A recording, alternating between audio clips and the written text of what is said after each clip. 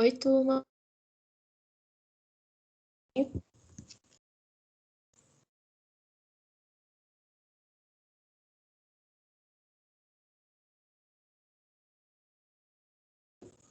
Será que já começou cortando? Bom dia, professora. Bom dia. Pessoal, se começar a cortar, me avisem, tá certo? Que eu tento modificar para continuar a aula pelo celular. Tá aparecendo os slides para vocês? Tá. Beleza. Tá. Então, pronto, tudo certo. Pessoal, hoje a gente vai começar um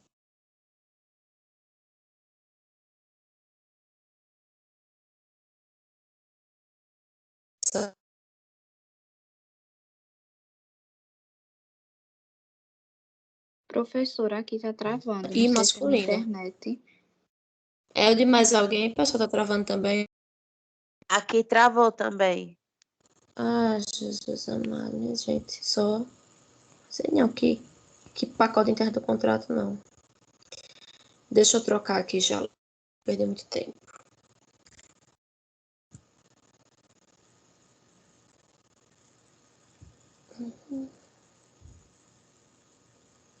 Bom dia, Larissa.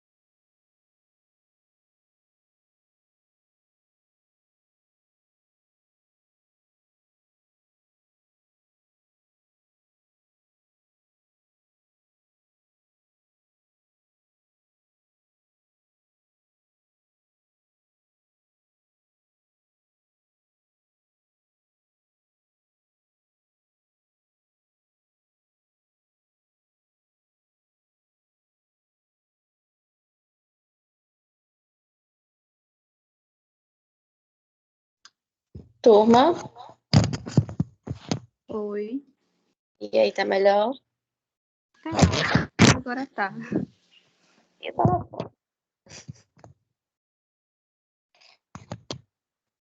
Eita, meu Deus, que gambiarra.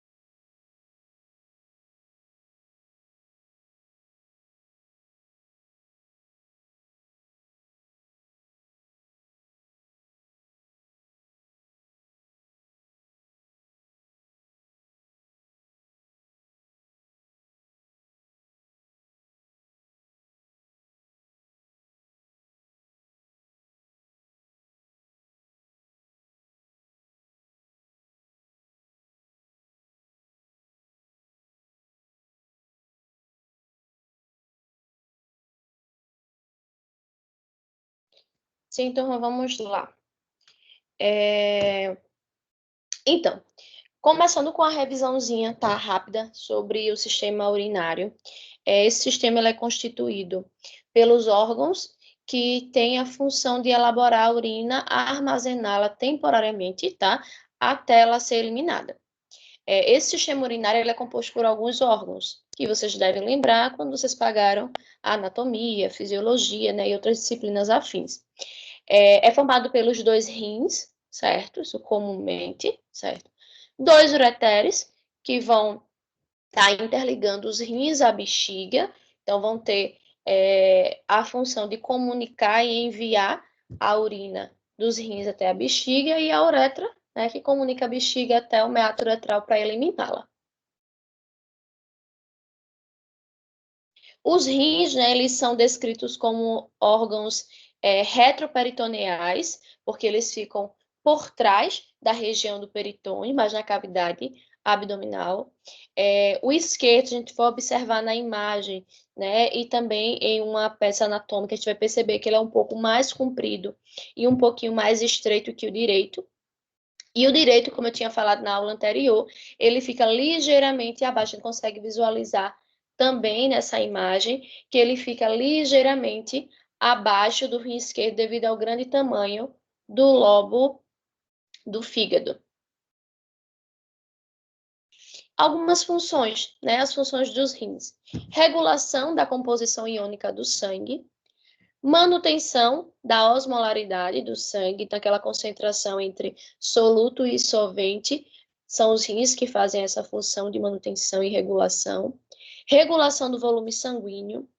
Se ele regula o volume sanguíneo, regula a osmolaridade, né? Um exemplo, a concentração de sódio, por exemplo, dentro daquela corrente sanguínea, ele também vai estar atuando ali na regulação da pressão arterial. Regula o pH do sangue, tá? Atua na liberação de hormônios também, regula o nível de glicose no sangue e atua na excreção de resíduos e substâncias que são estranhas ou tóxicas ao nosso corpo. Falando, né, de uma forma mais minuciosa sobre as estruturas, dentro dos rins existem as unidades que são unidades morfofuncionais, tá? Então, são as unidades funcionais mesmo, que vão fazer aquele efeito, vão atuar nessa produção de urina, tá? Então, em relação a essas unidades, elas são os néfron, e em cada rim, pessoal, vão ter 1 milhão de néfron que vão atuar na formação dessa urina. Então, a gente observa nesse desenho que está aí abaixo. Um momento, pessoal.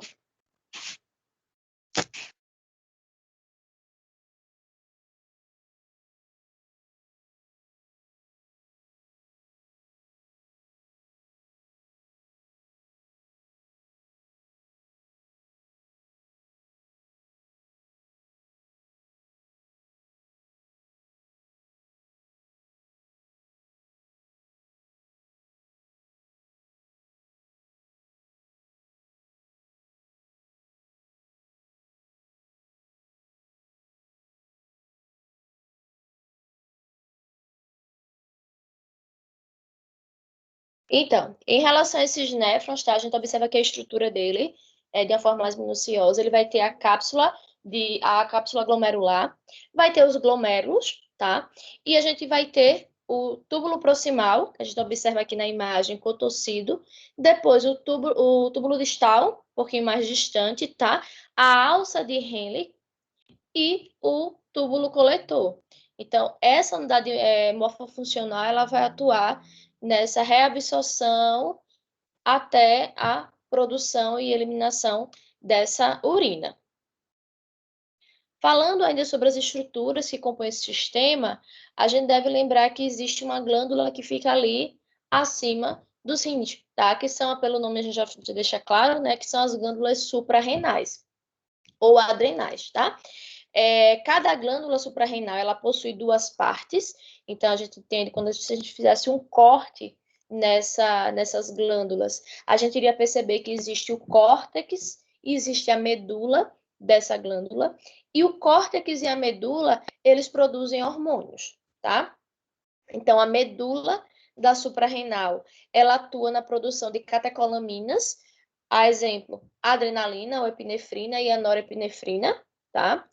E o córtex, ele atua na produção de 3 grupos de hormônios, que são os esteroides. Então, ele produz os glicocorticoides, os mineralocorticoides e os andrógenos. Em relação aos glicocorticoides, como eu falei no slide passado, que atua na regulação de insulina, um exemplo dos glicocorticoides.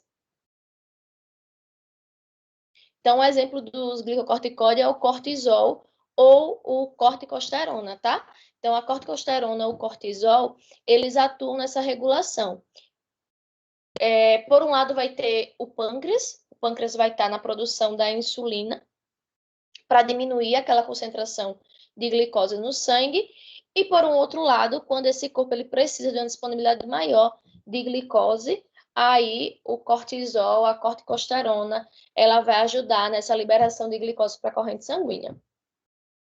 Já o mineralocorticoide, eles vão regular os minerais, tá? Do nosso organismo, exemplo, o sódio. Então, aquela regulação de osmolaridade, aquela regulação entre soluto e solvente, a gente consegue fazer com a aldosterona, que é um importante hormônio para regular a pressão arterial. E em relação aos andrógenos, que são os hormônios esteroidais ou os hormônios sexuais, a gente vai ter a produção de progesterona, testosterona e estrogênio. Claro que em uma menor quantidade, até porque esses hormônios eles são produzidos em uma maior quantidade nos sistemas genitais. Então, vai ter os órgãos, tá? Os órgãos, as glândulas sexuais que vão produzir em uma maior quantidade, mas a suprarrenal, ela produz o substrato para produzir também esses andrógenos. Então, saindo do rim, a gente vai falar agora sobre os ureteres, tá? Que são 2 tubos que transportam a urina dos rins para a bexiga. E eles fazem esse transporte pela questão da gravidade. Então, a gravidade, claro, né? Está em cima, vai puxar esse fluxo de urina, mas também ele tem a capacidade de se contrair. Então, esses ureteres, eles fazem contração rítmica, que são classificados como peristaltismo, tá? Então, são essas contrações rítmicas associadas com a gravidade que vai mover a urina dos rins para a bexiga. A bexiga, pessoal, ela é um órgão muscular oco, tá? Elástico, que nos homens, a gente vai observar numa fotinha que eu vou colocar depois, que eu coloquei depois, ela vai se situar diretamente anterior ao reto, e nas mulheres ela fica à frente da vagina e abaixo do útero, tá? De um útero não gravídico ou na gestação inicial, porque depois esse útero, com a avançada da gestação, ele sai dessa região intrapélvica e vai para a região abdominal. A bexiga, pessoal, ela é um reservatório temporário, tá? E quando ela está vazia, ela está na região inferior do peritônio, tá? Posterior à sínfise púbica, então no nosso quadril ou na nossa pelve óssea, a gente sabe que à frente da nossa pelve tem a sínfise púbica, tá? Então a bexiga ela fica por trás da sínfise púbica. Contudo, quando ela está cheia, tá? Ela se eleva e a gente consegue palpar na cavidade abdominal. Então, dentre aqueles órgãos que eu falei na aula passada, em relação à palpação, a bexiga vazia ela não vai ser palpável, né, durante o exame abdominal, contudo, se ela estiver cheia, se ela estiver com bexigoma, com retenção urinária, a gente vai conseguir palpá-la e vai ser uma palpação dolorosa. A capacidade, né, dessa bexiga é em torno de 700 a 800 ml. Ela é um pouco menor nas mulheres, porque tem a questão do útero também, que ocupa um espaço considerável, mesmo o útero não sendo gravídico, mas em comparação com a anatomia do homem, vai ter aquela estrutura ali que vai impedir que essa bexiga ela tenha uma capacidade tão grande quanto a do homem. Então, a gente observa aqui nas 2 imagens, tá? Então, nessa imagem do ladinho esquerdo, a gente pode perceber que essa pessoa ela está virada para o lado direito, tá? Então, a gente começa observando essa parte branquinha aqui da frente, que é o osso, a sínfise púbica. Por trás da sínfise púbica, a gente vai perceber aqui a bexiga. Logo atrás e um pouquinho acima, o útero, tá? E por trás do útero vai ter o reto. Já no homem, nessa outra imagem, ele também está virado para o lado direito. A gente vai perceber que tem a bexiga saindo dessa uretra que vai, né, por todo o corpo do pênis. Ao redor, a gente vai ter ali a próstata e que por trás dessa bexiga vai ter realmente o reto. Então, não vai ter uma estrutura entre o reto e a bexiga para comprimir um pouco mais, como na situação das mulheres. Em relação... Pessoal, tá tranquilo? Tá cortando o áudio?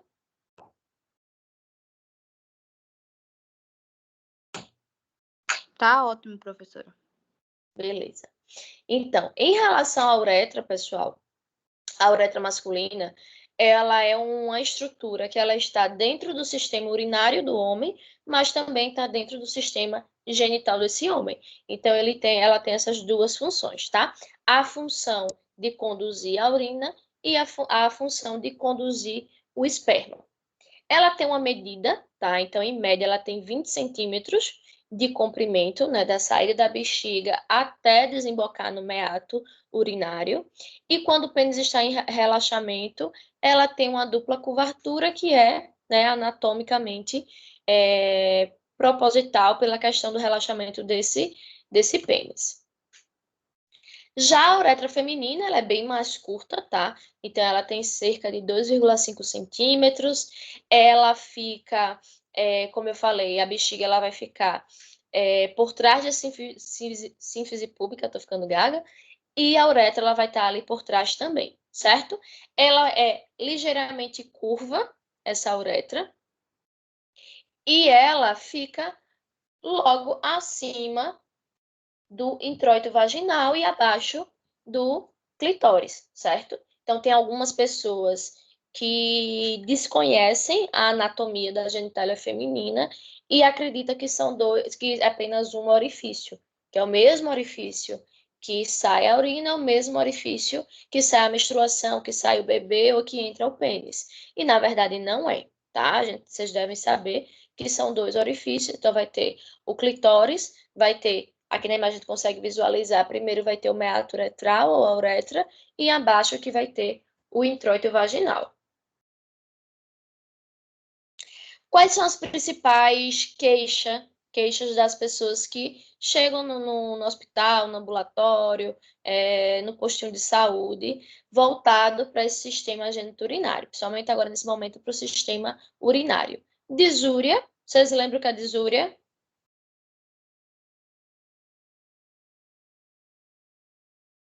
Vocês sabem o que é disúria? É, doa pra fazer xixi.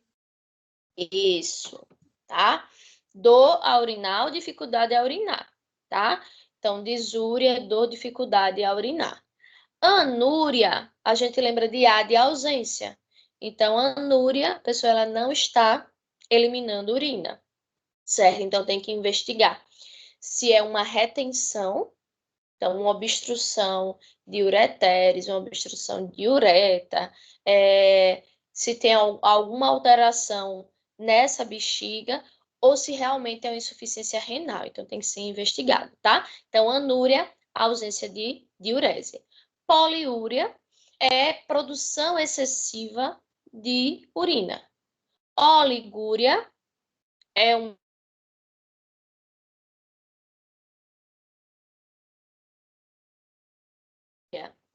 quando há uma Professora, produção. travou. Quando a senhora começou a Travou. falar como é? Jesus. Polaciúria. Polaciúria. Mas foi quando a senhora começou a falar esse. Certo. Então, a polaciúria, pessoal, é quando a pessoa ela tem uma necessidade frequente de... Foi na poliúria? Tá. Então, a poliúria, produção excessiva de urina, tá? Então, a pessoa vai ao banheiro, tem muita urina sendo produzida e eliminada. Oligúria, baixa. A gente, normalmente, as pessoas quando estão hospitalizadas, claro que vai depender da condição, mas se está uma pessoa ali hospitalizada por alguma alteração do sistema urinário, a gente vai estar avaliando o débito urinário dessa pessoa. Então, a gente vai estar medindo quanto ela está eliminando e também quanto está sendo administrado.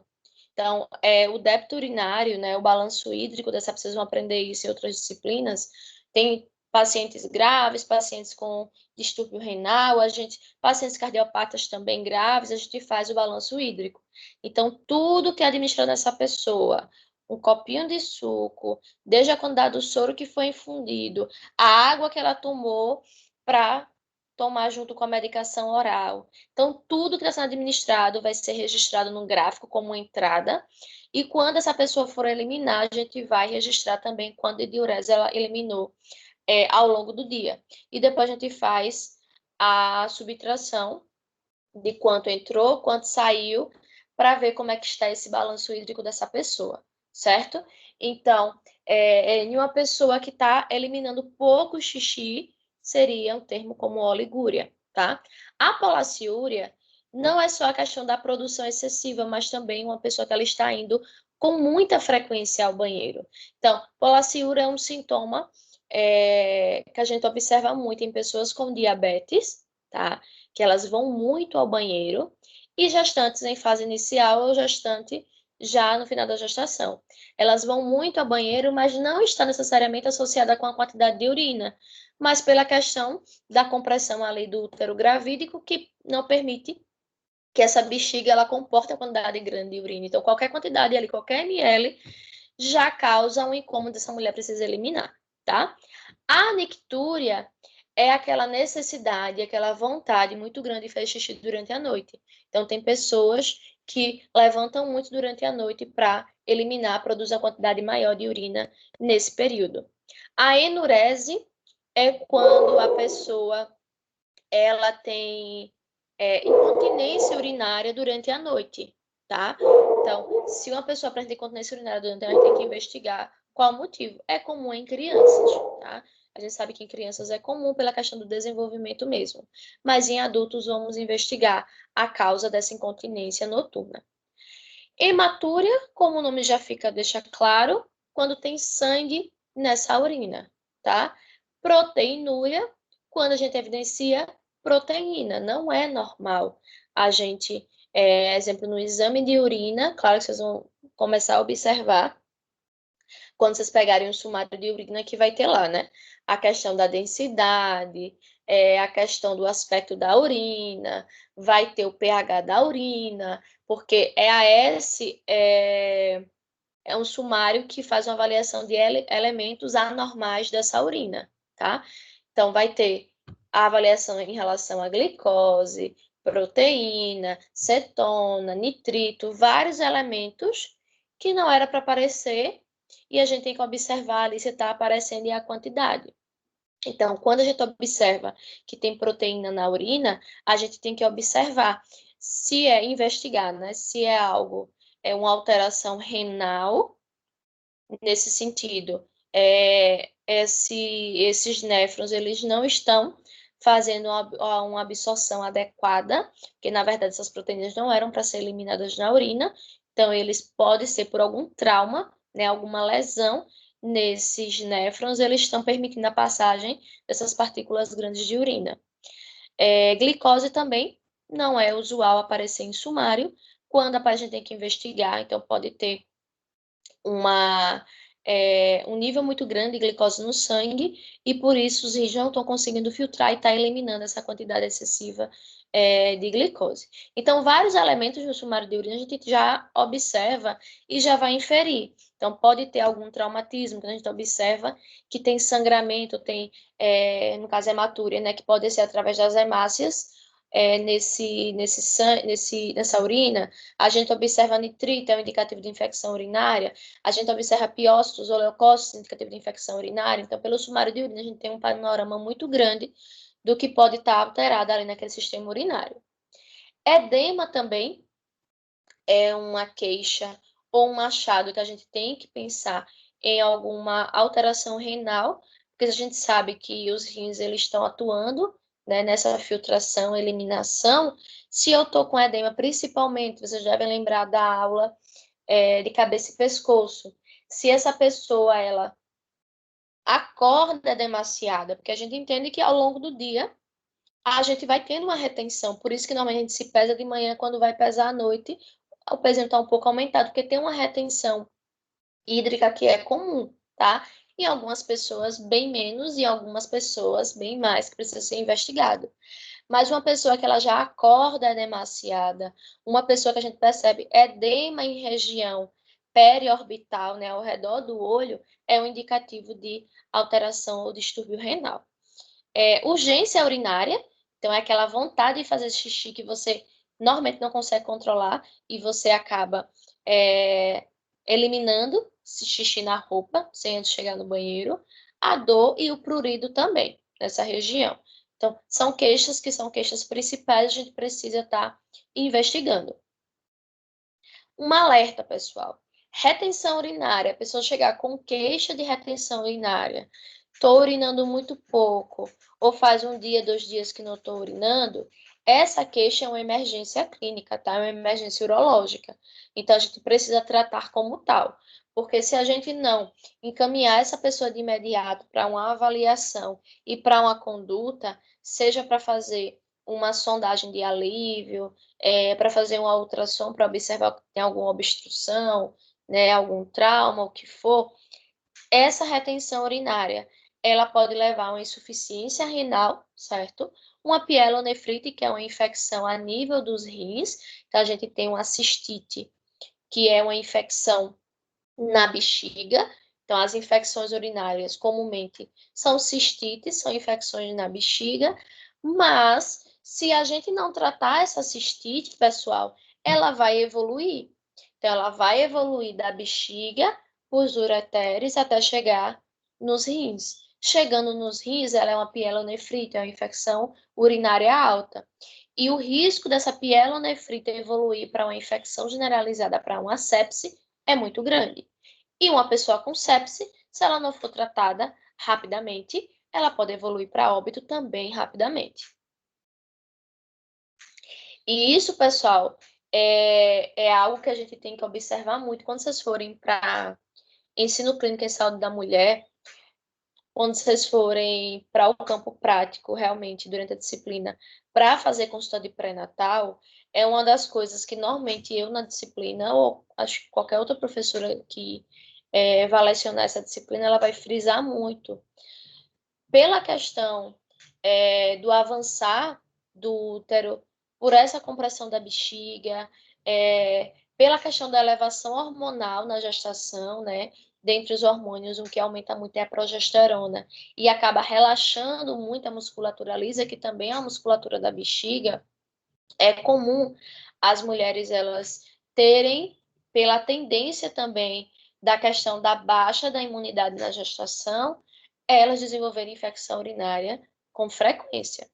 Por isso que sempre a orientação, muita água, não tá, né, retendo o xixi, então a gente guarda dinheiro, a gente guarda lembrança, a gente guarda qualquer outra coisa, xixi a gente despreza, tá?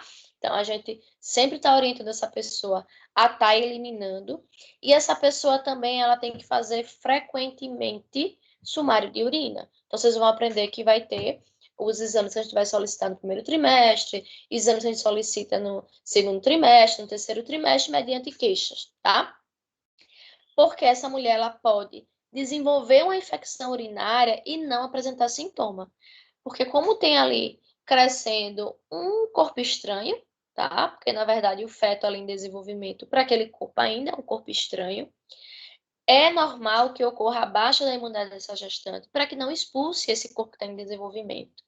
E essa baixa imunidade também deixa essa pessoa mais vulnerável à infecção. Então, muitas vezes a mulher ela não tem sintoma, ela não tem disúria, ela não refere queixa nenhuma. Ela faz xixi, não arde, não dói, não queima, tranquilo. Quando ela vai fazer o sumário, ela está com infecção urinária. E qualquer infecção, mesmo sem sintoma, nós gestante tem que ser tratado, certo? Porque o risco de evoluir para uma pielonefrite, de uma cistite, para uma pielonefrite, para uma sepse, é muito grande. Então, na maternidade que eu trabalho, já chegaram gestantes novas, 19 anos, 20 anos, que precisaram ir para a UTI, já chegaram direto para a UTI com sepse, inclusive gestantes que foram a óbito por uma infecção urinária, que não foi diagnosticada lá no interior, na unidade básica, não solicitaram o exame, ou solicitava o exame e a enfermeira ou o médico olhava o exame e não sabia fazer a leitura e identificar que tinha infecção urinária e não tratava. Ah, tá com sintoma não? Tô não, não trata. E a infecção foi ascendendo e essa pessoa deu entrada na maternidade de alto risco, já gravíssima, tá? Então, assim, todo o exame ele é muito importante. E o sumário de urina ele fala muita coisa para qualquer pessoa, inclusive para esse público. Então, fiquem atentos, tá? Eu não sei se vocês têm outra disciplina, mas normalmente na disciplina de saúde da mulher, pelo menos quando eu leciono essa disciplina, tem uma aula que é só sobre exames laboratoriais, que a gente vai ter uma aula realmente esmiuçando o que traz os exames e o que ele pode indicar, o hemograma, sumário de urina e vários outros exames, tá? Porque vocês precisam saber para tomar conduta. Então, em relação à inspeção do exame dos rins, essa parte seguindo os métodos propedêuticos, muito que eu vou falar aqui foi o que eu falei na aula de exame abdominal, tá? Então, em relação à inspeção dos rins, a gente não consegue utilizar muito esse método propedêutico para entender que esses rins eles estão na região ali por trás do peritônio, tá? Mas a gente vai observar a região do abdômen como um todo, principalmente a região da face anterior do abdômen e a região dos flancos, observando se tem abaulamento, edemas, eritemas, tá? Nessa região. E a gente também... Cadê que alguém botou alguma coisa aqui no chat?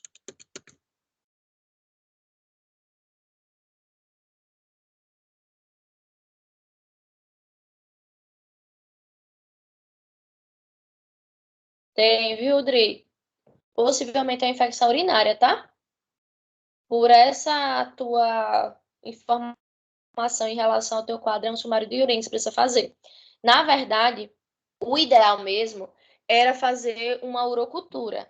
O sumário de urina, você faz bem mais rápido, tá? Só compra aquele potinho que vende em farmácia, o estéreo. Em relação à coleta, você vai fazer a coleta pela manhã, assim que acordar. Você vai se lavar, né? Lavar a região da genitália. Vai fazer um pouquinho de xixi no vaso e vai colher o restante, tá? Quando a pessoa não faz isso, não se higieniza antes de fazer a coleta, a gente sabe que a nossa vagina tem vários micro-organismos.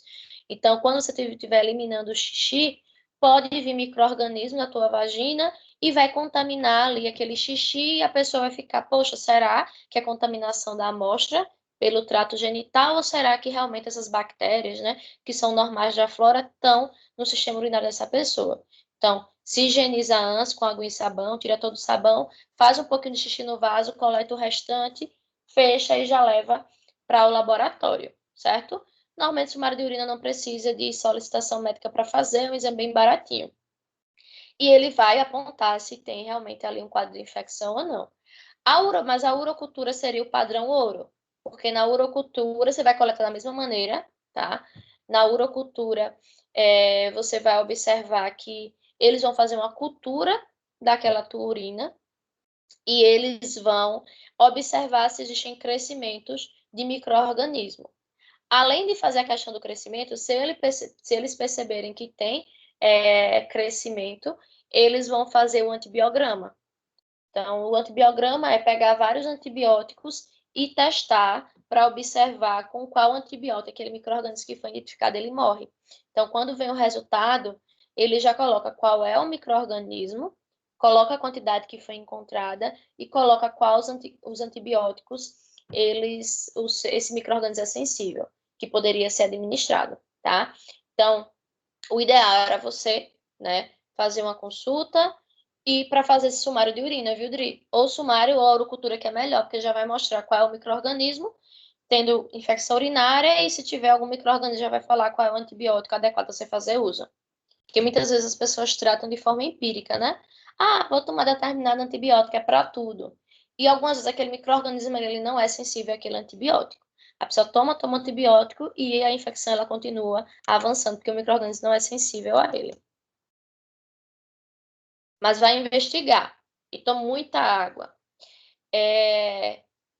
Então, se essa pessoa também estiver apresentando... Deixa eu ver aqui.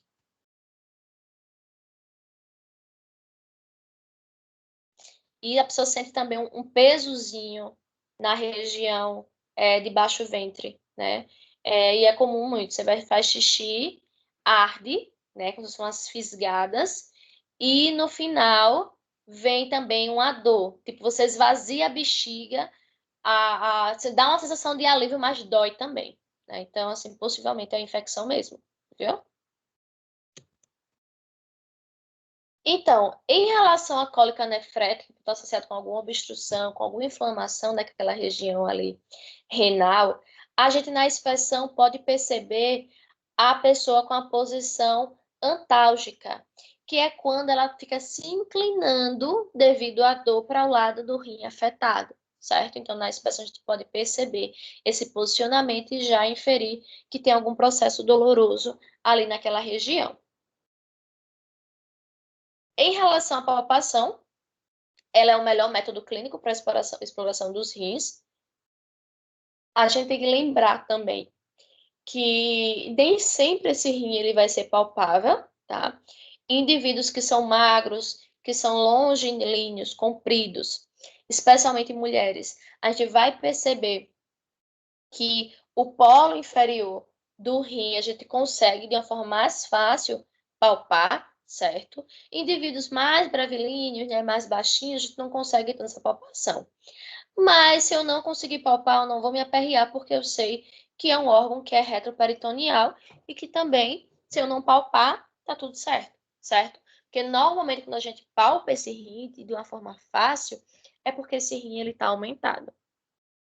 Se vocês conseguirem palpar, aí vocês vão identificar a consistência. Normalmente esse rim ele tem uma consistência firme, uma superfície lisa, regular e não é uma estrutura dolorosa, a não ser que tenha algum comprometimento. Se palpável, né? Então, fui lá, tentei palpar, já palpei facilmente esse rim, possivelmente ele está aumentado.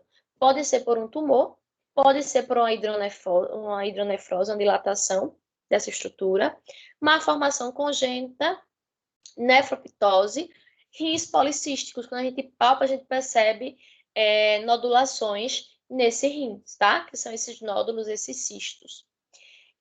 Tumores renais e hidronefrose volumosas podem ser confundidas também com a questão da esplenomegalia, tá? Que a esplenomegalia é o aumento do baço. Então, lembra que na aula passada eu disse que tem lá o espaço de Traube, que é aquele triângulo ali onde se localiza o estômago, que quando a gente faz a percussão, essa percussão a gente vai escutar um som tipânico, porque o estômago ele ocupa um espaço maior naquele espaço de Traube, e o estômago é uma estrutura oca, então a gente vai escutar um som mais tipânico. Normalmente a gente não consegue percutir o baço, que fica ali, o estômago aquele vai ficar por cima do estômago, por baixo ali do arcabouço costal, né, do rebordo costal das costelas. Se a gente, nessa percussão dessa região do espaço de Traube, esperando um som tipânico, tipo um tambor, né? Uma batida em uma estrutura oca, a gente escutar um som mais maciço, como se fosse uma estrutura realmente sólida, aí a gente pode estar ali diante de uma esplenomegalia, que é o aumento do baço, ou de um tumor renal, porque ele fica ali por trás, também próximo ao rim, ele pode estar apresentando esse som maciço, então tem que ser investigado. Em relação à palpação, a gente conversou sobre esses dois métodos na aula passada, que é o método de Devoto, certo? Quando a gente coloca essa pessoa em decúbito dorsal e faz uma palpação com as duas mãos. Uma por baixo do tórax dessa pessoa, que vai fazer a função de levantar, e com a outra mão a gente vai palpando durante a inspiração para sentir né, a delimitação desse fígado, né, sentir quantos centímetros abaixo desse rebordo do costas a gente está sentindo esse fígado e também a consistência se é dolorosa, tá? Então, nessa mesma técnica, a gente vai adaptar para a técnica de palpação do rim.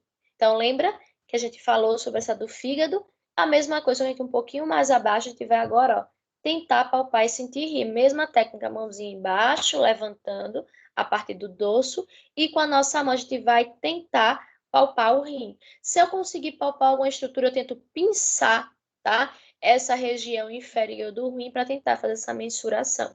Lembrando, se eu não conseguir, também não tem problema. Então, eu vou fazer isso de um lado, certo? E vou fazer uma palpação do outro. Existe, além desse método devolto, eu falei também de outro método, que foi o método de Israel.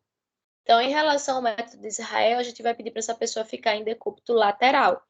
E vai ser também uma palpação bimanual. Então, uma mão no dorso e uma mão na face anterior dessa região abdominal. E a gente vai tentar também palpar, né, levando uma mão ao encontro da outra, tentar delimitar essa estrutura do rim, certo? E tentando pinçar também essa parte mais inferior do rim durante a inspiração.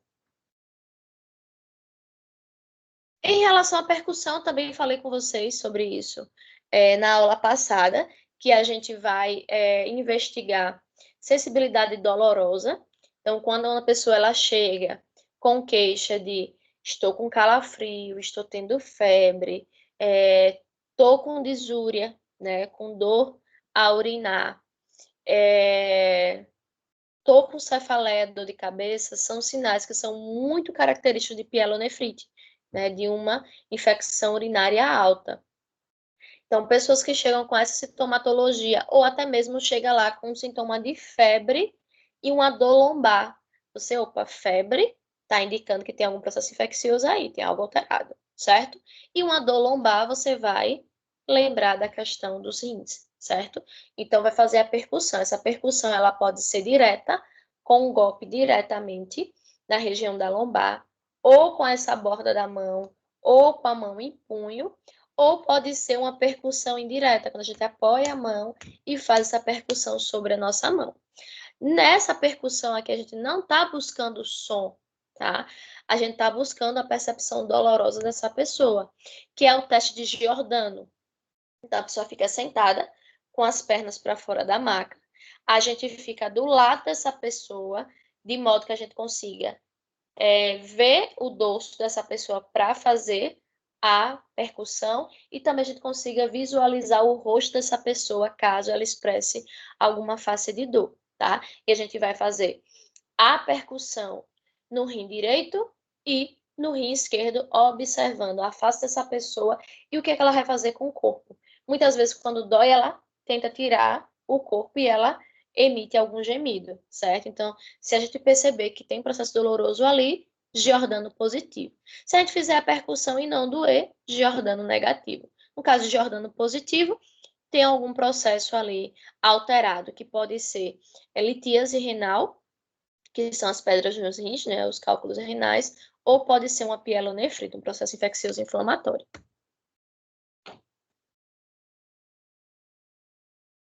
Em relação à ausculta, a gente também falou na aula passada, certo?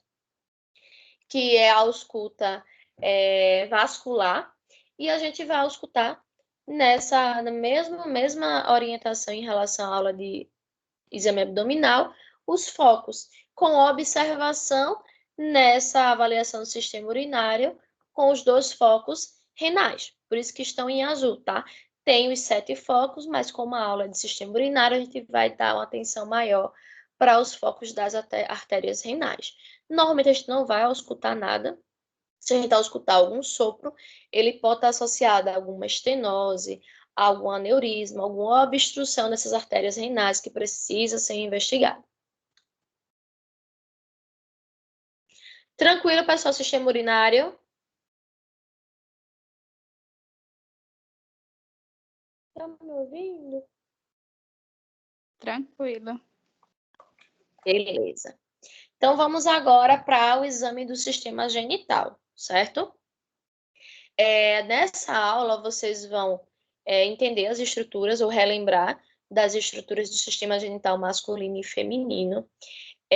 Mas nessa aula eu não vou dar um enfoque no exame interno da genitália, tá? Que seria o exame que a gente faz com espéculo.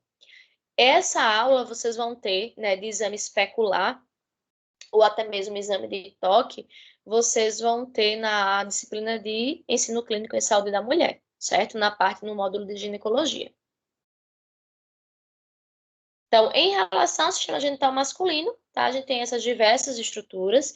Então, tem a uretra, que ela é super comprida, tem o pênis, né? Tem a bolsa escrotal ou escroto, né? Que é aquela bolsa que vai estar ali armazenando os testículos. Tem o epidídimo, que é um canal que a gente vai estar observando.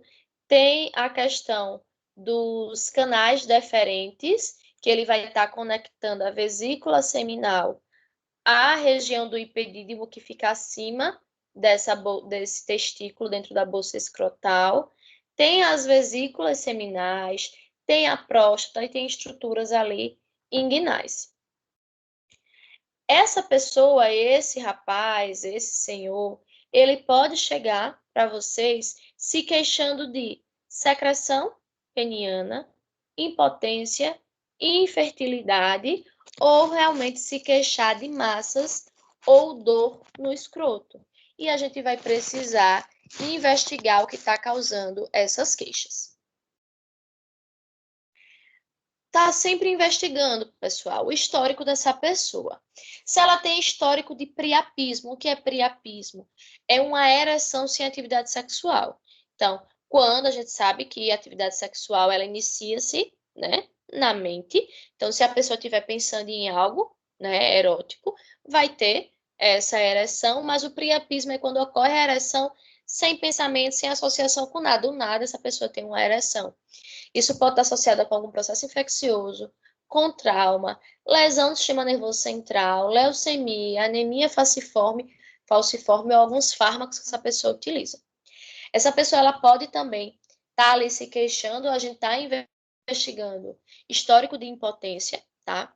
Alterações da libido, dificuldade de ejacular. E tem algumas medicações que eles vão afetar o sistema reprodutor masculino. Anticonvulsivante, ele pode interferir, antidepressivo também, e alguns antihipertensivos. Quando a gente for realizar esse exame físico, a gente vai começar, claro, pela inspeção. Então, a gente vai observar no pênis tamanho, coloração, pele. A gente vai pedir para essa pessoa retrair o prepúcio. Deixa eu ver se tem algo na fotinho aqui, meu Deus. Então, vocês devem lembrar que tem aqui a questão do corpo do pênis, tá? Tem a glande, tem o meato uretral, e essa glande, ela é retrátil, tá? A não ser que essa pessoa ela tenha fimose que impeça retrair essa glande. Mas essa glande que recobre, né, a copular, a cabeça do pênis, a gente consegue retrair. E quando a gente retrai, ela tem como se fosse um gargalo, né, que a gente fala que é o sulco bálano prepucial, certo? Então, a gente retrai esse prepúcio e tem o sulco bálano prepucial, que a orientação é que esses homens, sempre que forem fazer higienização, né, desse pênis, eles retraiam esse prepúcio, certo? Para fazer a higienização dessa região bálano prepucial, que fica com acúmulo de sujidade, de secreção, de também uma secreção que vocês já devem ter ouvido falar, que é o esmegma, tá? Que é essa secreçãozinha branquinha que a gente observa aqui. Essa secreção ela é constituída por células epiteliais e por gordura. E normalmente ela vai ficar abaixo desse prepúcio. Então, tem pessoas que não têm o hábito de fazer essa higienização ou nunca foram orientados. E esse esmegma, ele vai evoluir, ele vai ficar sendo acumulado ali naquela região, bálano prepucial, certo? Vai causar um processo inflamatório e, se vocês não sabem, o câncer de pênis ele está muito associado com a má higienização do pênis, tá? Decorrente de um processo inflamatório que é gerado ali pelaquela sujidade. Esse esmegma também ele pode ser produzido em uma maior quantidade quando tem algum processo infeccioso naquela genitália. Então, ele pode estar sendo produzido. A gente vai observar na região de glande, a gente vai observar o meato uretral, né? A saída da uretra. A gente vai perceber que normalmente é centralizado, é liso, é rosado, não vai ter nenhum sinal flogístico naquele meato uretral, certo? E se tiver alguma secreção, o ideal seria fazer uma coleta para fazer uma amostra, uma cultura daquela secreção. Há alguns achados que são anormais da inspeção do pênis. Balanite, que é uma inflamação da glande, certo? Balanopostite, que é uma inflamação tanto da glande como do prepúcio. Tanto a balanite como a balanopostite, ela pode ser desencadeada por uma maigenização e por um acúmulo de esmegma naquele pênis. Lesões também nesse pênis podem ser evidenciadas, lesões associadas a câncer, né, câncer de pênis, alguns nódulos duros que podem estar associados com sífilis, algumas verrugas que podem estar associadas com HPV, então tem alguns achados que a gente pode estar ali observando. Secreção também a gente vai observar a característica daquela secreção e odor, certo? A questão da parafimose, que é quando o prepúcio ele é muito apertado e esse homem ele não consegue retrair, então normalmente vai fazer uma cirurgia para conseguir retrair esse prepúcio. E também uma posição anormal do meato uretral. Então, esse meato uretral, normalmente, ele fica centralizado, mas ele pode ficar um pouco mais acima, um pouco mais abaixo, ou bem abaixo. A gente tem que investigar também. Vamos fazer a inspeção do escroto e testículo, certo? Então, vamos observar a questão de pelos, quantidade, distribuição, coloração, textura. Professora, sempre que eu for examinar um homem, eu vou precisar fazer o exame da genitália? Não necessariamente, certo? A gente precisa fazer esse exame, principalmente quando tem alguma queixa. Deixa eu ver aqui.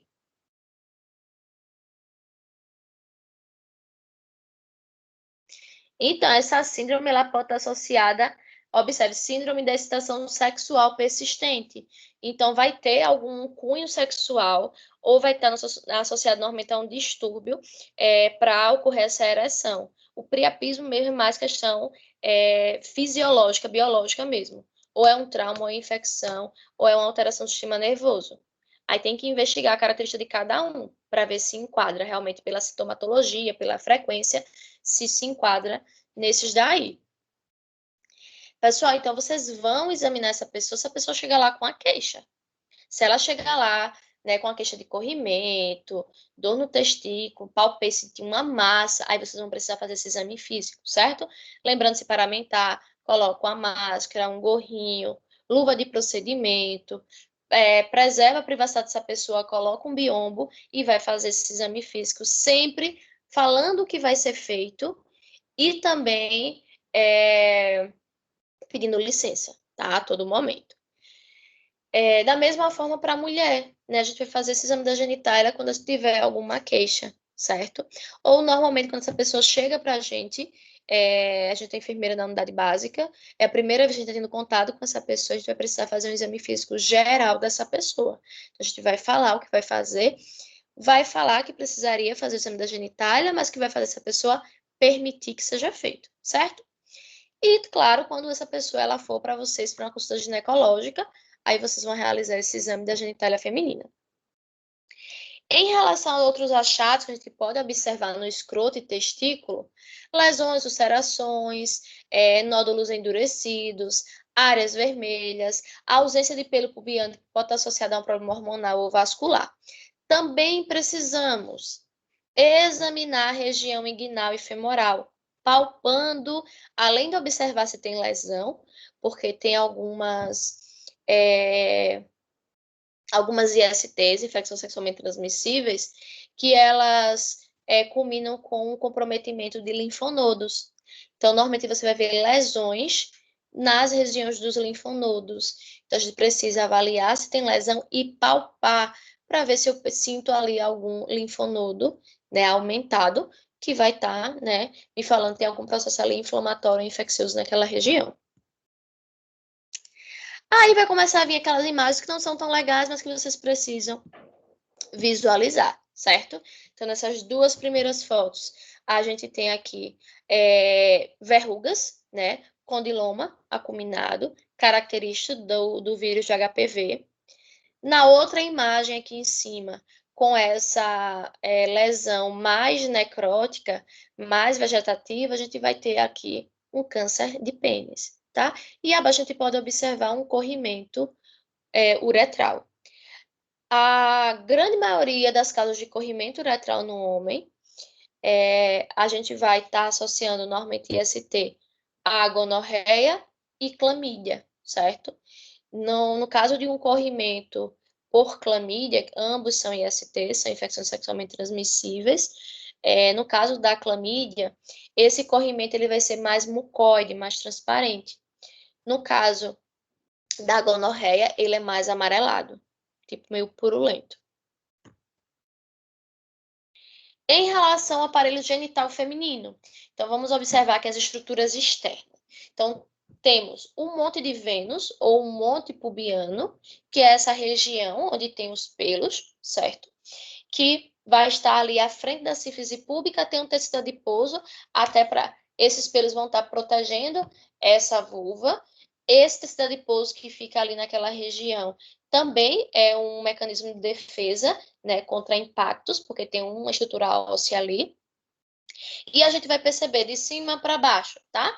A gente vai observar que por fora vão ter os grandes lábios, certo? Mas por dentro vão ter os pequenos lábios, que lá em cima eles vão estar protegendo o clitóris, certo? Então, observe que eles se fecham, os pequenos lábios eles se fecham em cima, fazendo uma casinha, e logo abaixo tem o clitóris. Quando vocês forem para a aula de ensino clínico e saúde da mulher, vocês vão observar que o clitóris não é só isso não, viu? É uma estrutura bem grande. Quando a gente vai observar, ele se assemelha a uma estrutura de um pênis, né? Por ser uma estrutura, ele é uma estrutura. O que aparece aí é a parte, a glande do clitóris, que é essa parte mais exteriorizada, mas por dentro ele é uma estrutura bem maior. Essa região aí, pessoal, grandes lábios, pequenos lábios, uretra, introito, é a vulva, certo? Isso, o nome disso é vulva. Vagina ou introito vaginal é aqui, é o introito mesmo, certo? Não está falando aqui vagina. Então, esse introito que é a vagina. O resto é vulva. Então, esse introito pode ser introito vaginal, vagina ou canal vaginal, certo? Voltando aqui para a região da uretra. Então, a gente vai ter, né, o primeiro orifício, que é a uretra, ou introito uretral, ou canal uretral. E ao lado, que não tem nessa imagem, mas tem a uretra, ao lado da uretra tem um pontinho de um lado direito e um pontinho do lado esquerdo, que não está assinalado nessa imagem, que são as glândulas de Skinner, ou glândulas parauretrais. Então, esses pontinhos é a saída da glândula, que elas vão atuar na lubrificação dessa região de vulva também. Da mesma forma que mais abaixo, onde vai ter o introito vaginal, ao lado também vai ter duas glândulas com também o seu orifício, que é a saída dessa glândula, que vão ser as glândulas de Bartholin, tá? Que quando ocorre um processo por ser uma glândula, então a glândula sempre produz, né, lubrificação, produz algo, pode ocorrer a obstrução dessa saída da glândula, e se ocorrer a obstrução, o que tiver ali de produção dessa glândula vai começar a ser produzido e ficar retido ali. Então, essa glândula vai começar a aumentar em tamanho, certo? Que a gente fala que tem ali um cisto de Bartholin, que fica bem, não sei se vocês já viram em imagens, mas vocês vão ver isso também em saúde da mulher. Então, fica aquele cisto, aquele edema muito grande de um lado da região dessa vagina. E normalmente quando evolui para um processo inflamatório, infeccioso, a gente fala que é uma bartolinite, dói demais, né? Pelo menos as pessoas falam que dói muito e que precisa realmente ser drenado, que precisa drenar. A Lourdes que viu um relato na internet, que precisa drenar para realmente esvaziar essa glândula e aliviar a atividade da menina. Realmente, eu já acompanhei, quer dizer, já atendi uma gestante que estava indo para a maternidade de baixo risco, trabalho de parto. A queixa dela era a contração. E quando eu fui examinar para fazer o toque, quando eu posiciono ela, que a gente vai fazer o toque, mas dá aquela inspeção, né, externa, aquela glândula assim, aquele cisto de Bartholin gigante. Eu disse, mulher, tu não tá sentindo dor, não? Tô, mas já me acostumei. Eu disse, meu Jesus Cristo, a mulher com contração e trabalho de parto, um cisto gigante, que precisou ser drenado. Temos também, assim como os pequenos lábios em cima, eles fazem essa casinha, eles se fecham acima do clitóris, abaixo eles se fecham também, ali logo abaixo do introito vaginal, que essa região é a região de fúrcula, tá? Mas abaixo vai ter a região perineal e vai ter o ânus. Ali foi uma visão do sistema genital externo. E aqui a gente vai visualizar o sistema, né, o aparelho genital interno. Então, a gente vai observar que tem aqui, ó, canal vaginal, tá? O introito vaginal. E a gente percebe que tem essas rugosidades, certo? Lembrando que esse canal vaginal, ele se distende, ele aumenta em diâmetro e em comprimento, né? Tanto na relação sexual, por estímulo para receber esse pênis, né, ou que vai ser lá introduzido, e também na questão para o parto. Então, ele se distende, tá, e se alonga. Mas, internamente, a gente vai perceber que vai ter aqui, ó, esse introito, que é o ósteo, tá? Essa região aqui, pessoal, é o colo uterino. Então, a gente vai ter o orifício do colo uterino, orifício externo ou ósteo externo. Tudo isso aqui é o colo uterino. E a gente vai ter um outro orifício aqui, ó, que é o orifício ou ósteo interno, certo? Vocês observam o nome cérvice, porque também é o nome dado para colo, tá? Então, cérvice uterina, colo uterino. Orifício ósteo também são sinônimos para essa estrutura.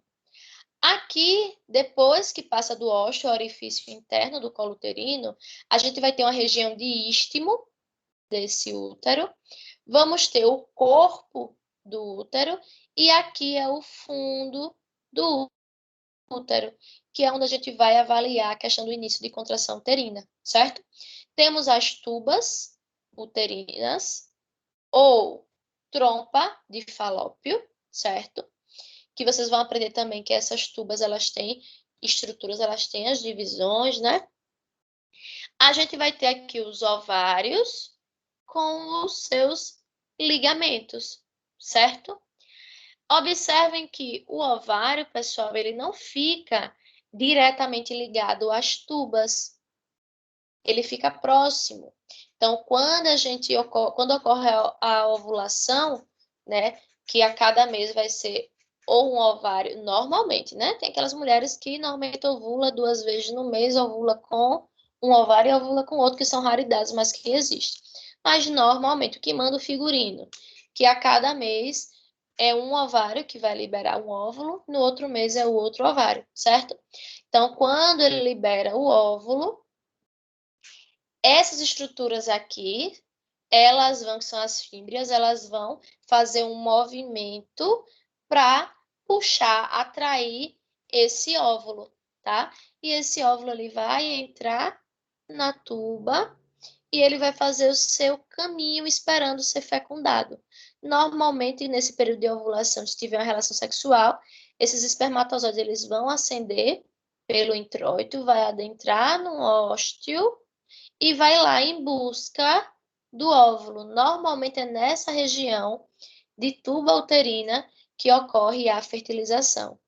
E já fertilizado, óvulo entrando em contato com o espermatozoide, ele vai já no processo de divisão, se dividindo e se transportando até nidar, até implantar na estrutura do útero, certo? Por isso que a gente sabe que existe a questão da gravidez ectópica, que são uma gravidez com o bebê dentro do útero, uma gravidez tópica, está no local correto. Uma gravidez ectópica é quando esse óvulo fecundado, só foi fecundado, agora é um ovo, tá? Esse ovo que foi fecundado, ele se implanta em qualquer outra região que não é dentro do útero. Então, ele pode, inclusive, se implantar dentro do ovário, ele pode se implantar na tuba, ele pode se implantar no colo uterino, ou ele pode se implantar fora, na região de abdômen, tá? Então, a gente fala que é gravidez ectópica. A mais comum é na região de tuba. E normalmente isso ocorre quando existe algum processo inflamatório, alguma lesão, alguma cicatriz em região do útero que torna esse útero um ambiente não favorável para a implantação desse ovo, e ele vai buscar um local mais legalzinho, mais favorável para se implantar, porque ele quer sobreviver. Então, se o útero ele não está tão legal, se tem algum processo inflamatório, ele vai buscar um local que está saudável e vai se implantar, certo? Então, normalmente, gravidez em tuba uterina tem que ser realmente retirado. Tem síndrome, é gravidez anembrionária, tá? Quando ocorre a formação apenas do saco gestacional, mas não tem embrião. Também pode ocorrer isso, certo? Que pode ocorrer dentro do útero ou fora também. Vocês vão ver que tem diversas coisinhas que podem acontecer na gestação. Então, bora lá. Então, aqui só lembrando da estrutura do útero mesmo, ó, tem um fundo, tem o corpo, tem o istmo e tem um colo uterino, né? Com o orifício externo e com o orifício interno. Então, seguindo os métodos propedêuticos, a gente vai fazer a inspeção, tá? Então, faz a inspeção estática. Essa pessoa ela vai ficar posicionada, né? Naquela posição ginecológica. E a gente vai observar monte pubiano, distribuição desses pelos. Vamos observar a região inguinal, certo? Vamos observar grandes lábios, também paramentados de touquinha, de máscara, de luvinha, sempre pedindo licença, explicando o que a gente está fazendo. Vamos afastar os grandes lábios. Vamos observar que entre o grande lábio, que aqui, ó, entre os grandes lábios e os pequenos lábios, tem um espaço interlabial. A gente precisa também observar esse espaço para ver se não tem nenhum tipo de lesão, tá? Lesão, verruga, nodulação, o que for. Então, vamos examinar toda a região da genitália dessa pessoa, certo? Vamos observar a questão da coloração dessa mucosa. Normalmente, ela vai ser uma mucosa mais rósea, mais brilhante, hidratada. E a gente também pode pedir para essa pessoa fazer uma manobra de esforço, que eu tinha falado para vocês na aula passada, que é a manobra de Valsalva, tá? Quando essa pessoa, ela prende o ar, né, dentro dessa região da cavidade, ela vai fechar a boca, fechar o nariz, e ela vai prender esse ar e fazer uma pressão nessa região interna do corpo. Então, ela vai fazer uma pressão intraabdominal, que também vai pressionar a região de genitália. A gente faz essa manobra para observar prolapso de parede vaginal, que pode ser prolapso de útero, ou pode também ter nessa pessoa um prolapso de bexiga, certo? Então, nessa foto aqui, nessas fotos, vocês estão observando aqui o prolapso, certo? Então, a gente observa por vezes, a gente não visualiza, quando a pessoa faz a manobra, a gente já consegue observar uma expansão daquele introito vaginal com aquela região de parede vaginal sendo exteriorizada. Por vezes nem precisa fazer a manobra, certo? A gente já, quando a pessoa já fica em posição ginecológica, a gente olha, a gente já está vendo a questão do prolapso, certo? Que normalmente vai ser corrigido com cirurgia. Então, em relação à inspeção, como eu disse, já avaliar tudo, né? Se tem rubor, lesão, se tem algum tipo de liberação de corrimento vaginal, se tiver, qual é a coloração, se tem odor, característica, e se a gente tiver lá na nossa sala, no nosso consultório, material para fazer uma cultura de secreção vaginal, aproveite aproveita e faz, pessoal. Que normalmente é um suave, parece um cotonetezinho, que ele é estéreo e ele fica dentro de um tubinho, certo? Então a gente vai perceber que a mulher tá lá com corrimento vaginal. Tem muitas pessoas que falam, vou fazer uma citologia, que é aquele que coloca o espéculo e o profissional vai com uma escovinha, com a espátula fazer uma raspagem. Tá errado, pessoal. Citologia, como o nome já diz, ou Papa Nicolau, que as pessoas conhecem, ou a copocitologia, o nome já fala, é para estudar células, é citologia, estudo das células, não é para estudar secreção, certo? Pelo contrário, se a gente for fazer uma citologia numa mulher que tem muito corrimento, essa citologia ela não vai ser efetiva, porque vai ter muito corrimento ali e a pessoa que for ler a lâmina vai ver mais corrimento do que célula. E, na verdade, a citologia é para analisar as células e observar se tem algum indício ali de câncer de colo uterino, tá? Então, a pessoa com corrimento, ela não faz citologia, ela vai fazer cultura de secreção vaginal. Então, em relação ao exame dos órgãos genitais internos, tem o exame especular, certo? Esse exame especular, a gente vai fazer a avaliação com esse espéculo, vocês vão aprender na disciplina de ensino clínico e saúde da mulher como colocar esse espéculo, o cuidado que vocês precisam ter na colocação e retirada, inclusive para identificar o colo uterino, tá?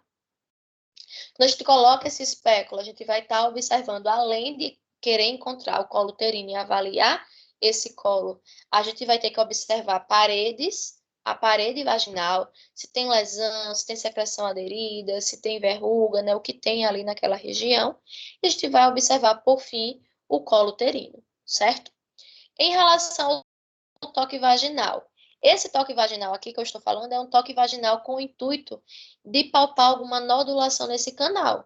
Então, vai ser feito o toque vaginal, certo? Com a mãozinha enluvada, e essa pessoa ela vai palpar a região de canal vaginal para observar se tem alguma nodulação, e ela pode, inclusive, estar palpando ali colo uterino, certo?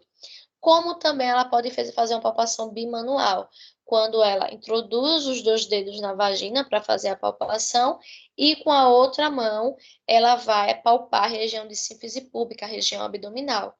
Normalmente para sentir a questão desse tamanho uterino, se ele está com alguma alteração, doloroso, aumentado. Em relação ao toque vaginal, voltado para a obstetrícia, vocês vão, né, conhecer isso na disciplina de ensino clínico, tá? De saúde da mulher. É o que a gente está falando de dilatação, descida do bebê, esses detalhes. E o toque retal ele também pode ser necessário, certo? Se a gente perceber alguma queixa dessa mulher com sangramento na região anal, desconforto, ela está sentindo uma pressão nessa região anal, que a gente pode estar associando com alguma massa, né, algum tumor nessa região, então pode ser necessário fazer o toque retal, né? Seja no homem ou na mulher. Então, aqui, ó, com o exame especular, a gente consegue visualizar o colo uterino, né? Colo uterino aqui, esse aqui é um colo uterino que a gente fala, tá normal, certo? A gente visualiza ele bem uniforme, não tem nenhuma lesão, verruga, não tem corrimento vaginal, não tem placas aderidas, bem rósea, brilhante. A gente observa aqui ó, o orifício do colo uterino, que esse orifício é um orifício puntiforme, ele é em bolinha, é um colo de uma pessoa que não pariu ainda por via vaginal, porque quando a gente percebe que a mulher pariu por via vaginal, ele não fica redondinho, ele fica tipo uma fenda, ele fica um tracinho horizontal, certo? Então, tá lindinho esse colo uterino. E é nesse colo aqui que a gente vai fazer a citologia, certo? Vai apoiar a espátula, vai girar a espátula, vocês vão aprender isso na outra disciplina, vai virar a espátula para coletar células dessa região por fora do colo, que é a ectocervice, e com a escovinha né, a escovinha endocervical, a gente vai introduzir nesse orifício e vai girar também 360 para coletar células da endocépse, que são as células que ficam dentro desse orifício do colo uterino, para observar se as células da ecto, que estão fora, ou as células da endo, que está dentro desse colo, tem alguma alteração sugestiva de câncer. Então, aqui é um colinho normal, tá? A gente pode perceber um colo drenando secreção, a gente fala que é uma cervicite, tá? Que é uma inflamação na região da endocérvice. Normalmente, quando a gente percebe uma cervicite, ela vai estar associada com clamídia, na maioria das vezes, clamídia e gonorreia, certo? Que são ISTs. A gente pode observar alguma erosão, tá? Alguma lesão nesse colo uterino. A gente tem que investigar também, pode ser sugestiva de alguma alteração maligna. E a gente pode observar um pólipo também. Não sei se dá para ver muito na imagem, é uma estrutura que fica exteriorizada, mais avermelhada, tá? Ela está muito associada com a questão de estimulação hormonal. Então, mulheres que fazem uso de anticoncepcional, hormonal, que tem algumas alterações hormonais, também pode apresentar um pólipo, tá? O pólipo seria uma massa ou uma estrutura que é benigna, então não tem associação com nenhuma evolução para câncer, mas precisa realmente observar se é um pólipo e normalmente ele é retirado, certo? Porque ele pode causar sangramentos e ele pode, inclusive, causar dor. E tem diversos, vocês vão aprender também isso no ensino clínico, que tem diversos, pode ser pólipo endocervical, existe pólipos dentro do útero, tá? Então, diversos locais desse sistema genital podem apresentar esses pólipos. Aqui a gente observa, né, uma característica, tanto na avaliação do colo, tá? Essas placas aderidas aqui, observem, ó, essas plaquinhas, parece um leite coalhado, tá? Isso aqui é candidíase. E na avaliação externa a gente vai perceber também esse fluxo aumentado de secreção. Pessoal, candidíase não é infecção sexualmente transmissível, tá? Candidíase, ela é um processo inflamatório decorrente do aumento de um fungo que é a Cândida, normalmente a Candida albicans. Esse fungo, ele mora na vagina de todas as mulheres, então eles estão lá, tá? Esses fungos, eles atuam no equilíbrio do pH vaginal, mas por algum motivo ele pode aumentar a proliferação de fungo, tá? Lembra da questão de que que existe a flora, né, a microbiota normal e transitória, e normalmente a residente ela não vai causar processo inflamatório, a não ser que ocorra uma proliferação ou que ela seja movida de um local para outro. No caso da candidíase, tem fatores que causam o aumento desses fungos. Então, se a pessoa usa muita roupa quente, muita calça jeans, muita calcinha de lycra, que esquenta muito essa região, esse calor excessivo nessa região úmida da vagina causa proliferação de fungo. Se a pessoa usa antibiótico baixa imunidade, pode causar também uma candidíase. Pessoas com diabetes descompensada também acarreta a proliferação desses fungos. Tem diversas situações que podem estar ali acarretando baixa de imunidade, qualquer outra coisa. A gestação, que a imunidade baixa também pode estar acarretando esse aumento desse fungo, e quando ele aumenta a quantidade, ele começa a causar essa secreção esbranquiçada. É uma secreção que ela não tem cheiro ruim, certo? Então, a gente já vai diferenciar de outros corrimentos, não tem cheiro ruim, mas a pessoa vai ter uma secreção abundante, vai perceber essas placas aderidas na região de canal vaginal, e a pessoa ela vai referir muita coceira, certo? Que é o prurido. Quando a gente vai observar a vagina e a vulva, a gente vai perceber que ela fica bem avermelhada pela questão do prurido, da inflamação, e porque normalmente essa mulher ela coça, então pode estar avermelhada, pode estar já com algumas fissuras pela questão dessa coceira do prurido, e normalmente ela vai ser tratada com uma medicação, né, que vai ser uma medicação via vaginal, que é a mais comum, é a anistatina, certo? Como eu falei, ela não é infecção sexualmente transmissível, mas se a pessoa tiver com uma candidíase, tiver com a secreção muito aumentada durante a relação sexual, ela pode contaminar o seu parceiro. Mas lembrando que ela não é sexualmente transmissível, porque realmente tem muito corrimento, essa pessoa introduzindo ali o pênis, ela vai ter também, vai receber esse fungo que está aumentado, certo? Gardnerella é um outro tipo, uma outra causa, né, de corrimento vaginal, que também não é uma infecção sexualmente transmissível. Gardnerella é proveniente de uma proliferação agora de bactérias que moram na vagina. Então, da mesma forma, ocorreu a proliferação dessas bactérias, vai ocorrer o aumento da secreção vaginal, certo? No mesmo sentido da região, mesmo sentido da questão da candidíase. A diferença, a secreção, se a gente perceber aqui, ela tem uma consistência mais espessa, né? Na Gardnerella, ela é mais fluida. Ela normalmente é branca, um pouco acinzentada, e a diferença dela para a Candida é que ela tem um cheiro muito ruim, certo?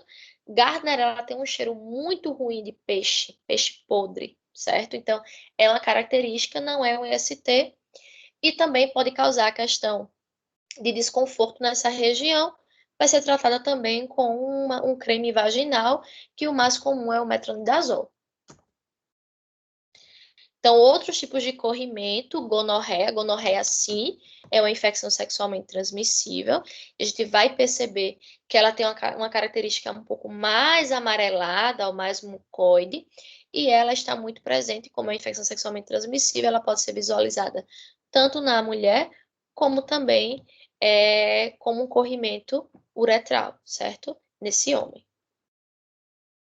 Existem outros corrimentos, vocês vão aprender na disciplina de ensino clínico, existe a questão da tricomonias, existe clamídia, existem outras ISTs que causam lesões também que vocês vão aprender na disciplina, que é só pontuando algumas. A gente observa aqui, ó, herpes genital, certo? Que também ela é considerada um IST, é causada por um vírus, tá? O herpes vírus. Essa infecção, ela não tem cura. Então, todas as infecções que são causadas por vírus, até então, elas não têm cura. Elas têm episódios que elas ficam em latência. O herpes vírus vai causar essas lesões, essas úlceras, que doem bastante, tá? Então, como infectada pelo vírus, esse vírus fica no corpo dessa pessoa, normalmente quando baixa a imunidade, estresse, uso de alguma medicação, algum adoecimento, baixa a imunidade, ocorre um novo surto, tá? Um novo episódio de herpes. E a gente percebe que o primeiro surto é o que normalmente mais dói. Nos surtos subsequentes, né, nas reincidivas, normalmente é menos dolorosa. E o que a gente vai diferenciar, né, desse aqui de outras ISTs que causam lesões, é que na herpes, ela antes de formar essa úlcerazinha, ela é uma bolinha, tá? Elas são vesículas que elas se rompem e formam essas úlceras, tá? E as verrugas genitais, né, que é proveniente da infecção pelo vírus do HPV também, até então, considera-se que infectado pelo HPV, essa pessoa ela vai continuar infectada, só que a maioria das pessoas que estão infectadas pelo HPV, que são muitas pessoas, ela é assintomática, então, tá lá, foi infectada em alguma relação sexual que teve, mas não apresentou nenhum sintoma, tá? Não apresentou verrugas vaginal nem perianal. Quando fez a citologia também não apresentou alteração, lembrando que HPV está associado com 99% dos casos de câncer de colo uterino, certo? Então, assim, é basicamente um fator necessário para que a pessoa tenha aquele câncer de colo uterino, só que vocês vão ver também nesse plano de ensino clínico que existem tipos de vírus. Então, tem os vírus que eles têm um potencial maior de causar câncer e tem os vírus que têm um potencial menor. Os que têm um potencial menor de causar câncer são os que causam essas verrugas, tá? E tem pessoas que estão infectadas que não apresentam verrugas, que não apresentam alteração celular, mas que tem um vírus lá guardadinho no seu sangue, tá? No seu corpo tem lá aquele vírus, mas não apresentou sintomatologia. O tratamento vai ser tratar essas verrugas mesmo, tá? Então, pode ser com a queimagem, pode ser com o uso de alguns ácidos a retirar essas verrugas. Aqui é verrugas de HPV na região perianal. Tem outras que vocês vão aprender em outra disciplina, certo? Que é só para pontuar algumas mesmo. Então, lembrando que toda alteração que vocês visualizarem, vocês precisam registrar. Em relação ao histórico da pessoa, numa consulta com o foco para o sistema genital, a gente vai sempre perguntar quando teve a primeira relação sexual, em relação às parcerias sexuais, se comumente faz uso de preservativo nessas relações sexuais, se é comum ou se é esporádico esse uso, se já teve alguma infecção sexualmente transmissível, se já precisou fazer algum tipo de tratamento para algum tipo de lesão, se já apresentou algum tipo de corrimento. Então, a gente vai fazer diversas perguntas voltadas para esse sistema geniturinário, para a gente realmente, para o sistema genital, para a gente ter realmente um leque de informações na hora de estabelecer os diagnósticos em relação a essa pessoa, certo? Tudo que eu observar de alterado, eu vou registrar o que eu estou observando, se é uma úlcera, se é uma vesícula, se é um linfonodo aumentado, se é um corrimento, como é que é esse corrimento, a coloração, o aspecto, o odor. E vou também registrar a questão da localização do que eu estou visualizando, certo? Então, registra tudo e, a depender do que a gente observar, a gente pode. No serviço de ginecologia, a gente trabalha com protocolos, a gente trabalha com a abordagem sindrômica, então tem um protocolo do Ministério, vocês vão aprender também na disciplina de ensino clínico, tem um protocolo do Ministério, que ele foi atualizado agora em 2020, que ele tem todo um fluxograma a partir da sintomatologia, por isso que é a abordagem sindrômica. Você vai observar e você vai, a partir do que você está observando, ele vai dar o fluxozinho e vai te explicar o que você vai fazer, de solicitação de exame ou prescrição de medicação. Então, a gente é respaldado por esse protocolo, a gente pode prescrever já as medicações para serem utilizadas nessas abordagens de sífilis, HPV,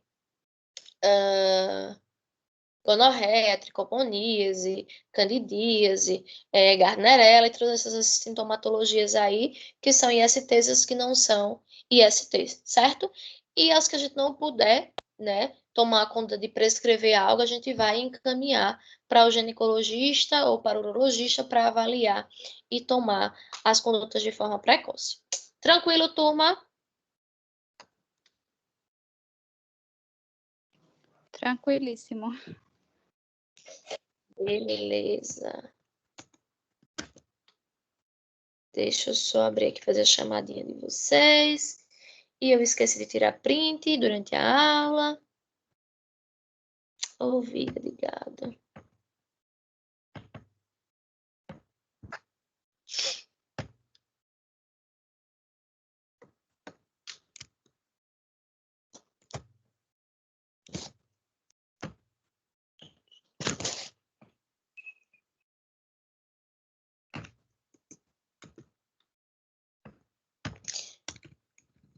Fazer a chamada de vocês, tá?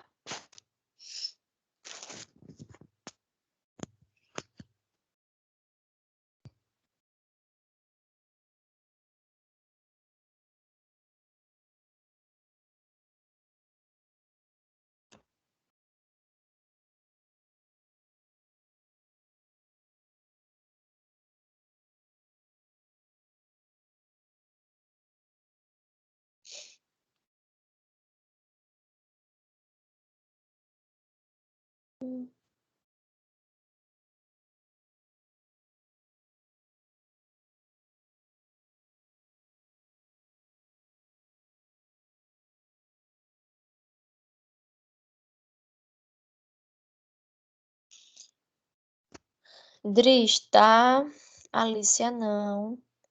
Ana Cristina. Professora, a Giovana Antonelli pediu para avisar que onde ela mora tá sem energia, por isso que ela não assistiu a aula. Tá, joia. Tá bom, na falta dela. Ariel também está. Cíntia não. David está. Cadê? Fernanda está. Giovana, você avisou. Giovana Melissa não. Ilka não. Ingrid está. Iris não. Cauane está. Lara também não.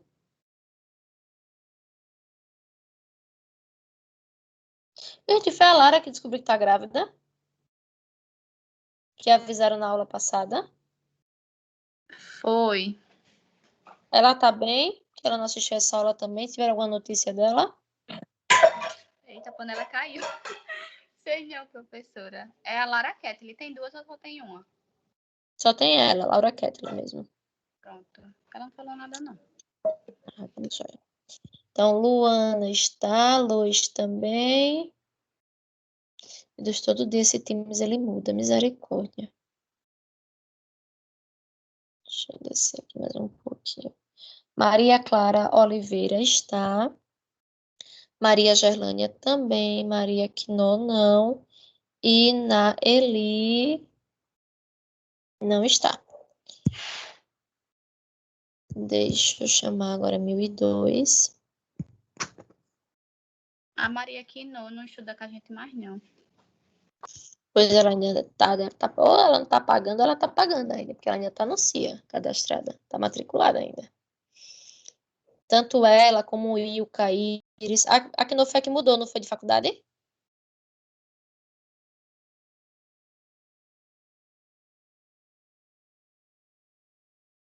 Eu não sei, não. Não sei quem é ela. Pois ela ainda tá, viu?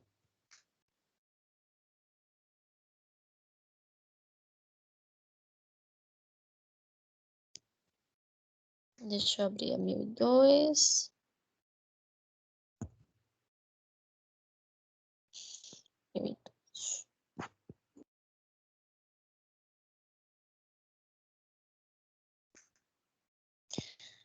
Andressa está. Ana Cléria também. Daniela não. Edileuza não. Emily está. Fabiana está. Gi também está. Gleiciele também. Catarina também. Larissa está. Lavínia do Nascimento está. Barbosa não. Lívia Tainara está. Maria Clara Braga está.